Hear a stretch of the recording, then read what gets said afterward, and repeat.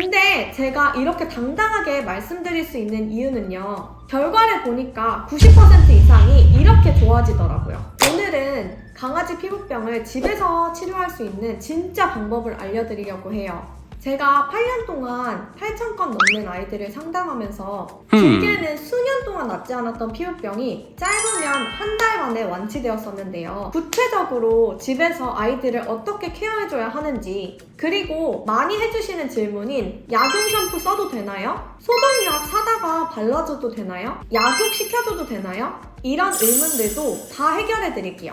제가 알려드린 이 루틴으로 케어만 잘해줘도 각질이 엄청 줄었어요. 붉은기도 엄청 완화됐어요. 병원에서도 엄청 깜짝 놀라시더라고요. 이런 말씀 전달해주시는 감사한 후기들도 정말 많아서 먼저 현실 고증 후기들 보여드리고 시작할게요. 구체적인 케어 방법을 말씀드리기 전에 제가 항상 강조하고 있는 피부 장벽, 처음 오신 분들도 있으니까 이것부터 간단히 짚고 넘어갈게요.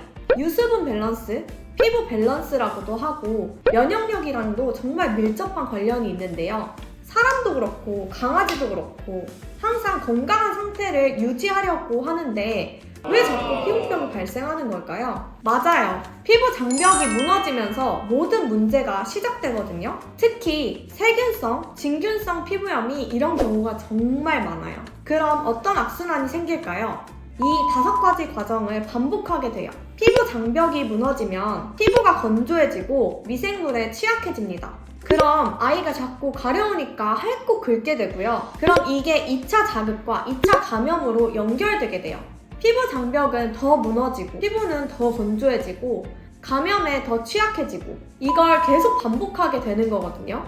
모든 피부병의 근본적인 원인이 피부 장벽이 무너져서다 라고 일반화할 수는 없어요. 근데 제가 이렇게 당당하게 말씀드릴 수 있는 이유는요, 8년 동안 8,000마리 이상의 아이들을 상담해드리고 결과를 보니까 90% 이상이 이렇게 좋아지더라고요. 그럼 어떻게 케어해줘야 되는데요? 사실 보호자님들이 가장 궁금해하시는 부분이 이거죠. 먼저 목욕 주기를 타이트하게 가져가세요. 목욕 주기는 아이 피부 상태에 따라 빠르면 3일에 한 번으로 조절해서 진행해 주셔도 괜찮습니다. 근데 목욕 자주 시키면 안 좋다는데요? 피부가 엄청 건조해진다는데요? 이건 반은 맞고 반은 틀려요. 건강하면 굳이 목욕시킬 필요가 없죠. 근데 피부병 있는 아이들은 피부 장벽이 무너져 있어서 균들이 금방 다시 올라오고 가려워하는 증상도 금방 다시 올라오게 됩니다. 이때 목욕 주기를 최대한 타이트하게 조절해서 피부를 계속 깨끗하게 유지시켜주는 거예요.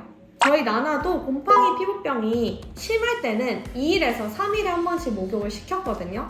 근데 지금은 4개월에 한 번씩 목욕을 시키고 있습니다. 그리고 세정할 때는 액상 샴푸가 아니라 천연 비누로 씻겨주세요. 비누로 잘 씻겨주시고 보습 케어만 잘 해주신다면 3일에 한 번 씻겨도 건조한 느낌은 하나도 없을 거예요. 비누에는 화학계면활성제 성분이 없어서 보습감 있게 세정이 되거든요. 아마 보호자님들은 이런 경험 한 번씩은 있으셨을 거예요. 샴푸로 애기 이렇게 씻겨주고 나서 수건으로 손에 있는 물기 다 닦았는데 손이 엄청 땡기거나 건조하다는 느낌이에요. 샴푸가 세정력이 엄청 좋잖아요. 저는 이게 너무 편한 인류의 발명품이라고 생각하거든요. 근데 이 강한 세정력이 어디에서 올까요? 맞아요. 화학 계면활성제에서 오는 건데요. 근데 이게 피부병이 있는 아이들한테는 단점이 되거든요. 아이 피부 유분층까지 싹 벗겨내버리니까 더 건조해지고요. 화학 계면활성제 성분이 피부에 남아서 2차 자극을 줄 수도 있어요.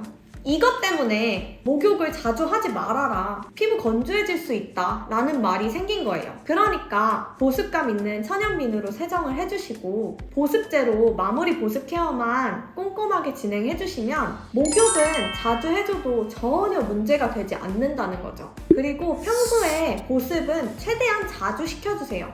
목욕을 안 했더라도 하루에 2번 이상은 꼭 보습해주시는 걸 추천드려요. 특히 아이 목욕 마치고 드라이 해주시기 전에는 반드시 보습제로 먼저 수분을 채워주시고요. 저희 아이는 지루성 피부염이라 안 건조해요. 오히려 기름진데요? 이래도 보습을 해야 되나요? 네, 하셔야 됩니다.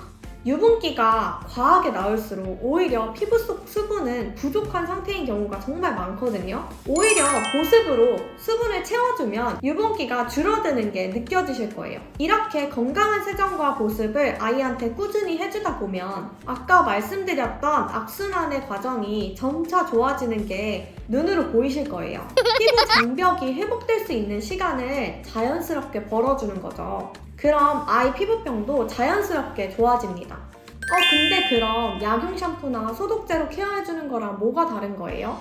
비누로 씻기면서 소독제나 약용 샴푸 함께 사용해도 될까요? 이것도 결론 먼저 말씀드릴게요.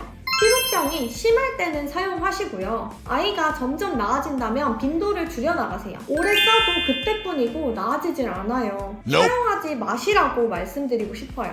약용 샴푸나 소독제 성분을 보시면요. 이것도 마찬가지로 항진균 성분이나 화학 계면활성제거든요. 아이한테 맞지도 않는데 계속 사용하면 피부에 자극을 줄 수도 있고요. 오히려 더 건조하게 만들 수 있어요. 2차 감염을 막아주는 데만 집중하기보다는 전체적인 환경을 개선해주는 데 집중해주시는 게 좋다고 말씀드리고 싶어요. 근데 약용 샴푸나 소독제로 이 2차 감염만 막아줘도 좋아지는 아이들도 분명 있거든요. 피부 장벽은 무너졌지만 피부가 스스로 회복할 만큼 면역력이 아직은 괜찮은 아이들이요. 그래서 피부 케어할 때 진짜 중요한 게 제품 하나나 케어 방법 하나에 꽂히시면 절대 안 되고요. 아이 피부를 자세하게 관찰하면서 상태에 맞는 유연한 케어를 보호자님들이 선택해서 해주셨으면 좋겠어요. 그리고 마지막으로 약욕해줘도 되나요? 스파나 입욕 시켜줘도 되나요? 이것도 솔직하게 말씀드릴게요. 약용 샴푸를 희석한 약욕은 추천드리지 않아요. 항진균을 없애주는 건 약용 샴푸 세정만으로도 충분하다고 생각을 하고요. 아까 말씀드린 대로 피부가 자극받고 오히려 건조해질 수 있습니다. 탄산 입욕제도 추천드리지 않아요. 탄산 입욕제의 주성분이 화학 계면활성제와 옥수수 전분인 경우가 정말 많은데요. 이것도 같은 이유로 피부가 자극을 받고 더 건조해질 수 있습니다. 항상 말씀드리지만 모든 아이들한테 나쁘다는 게 절대 아니고요.